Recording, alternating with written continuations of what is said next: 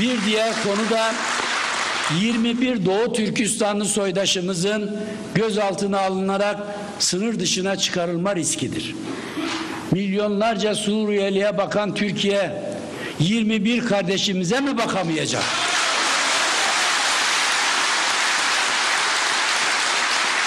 Onlara mı barınacak ev, yedirecek ekmek bulamayacaktır?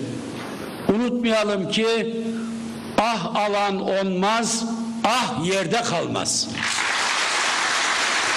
Bizde Çin zulmüne teslim edilecek tek bir soydaşımız yoktur, olmayacaktır. Mazlum Doğu Türkistan haklı ve baki kalacak davamızdır. Soydaşlarımız ise her daim namusumuza emanettir. Bu duygu ve düşüncelerle hepinizi sevgi ve saygılarımla selamlıyor. Başarılar dolu bir hafta geçirmenizi yürekten temenni ediyorum. Sağ olun, var olun, Cenab-ı Allah'a emanet olun diyorum.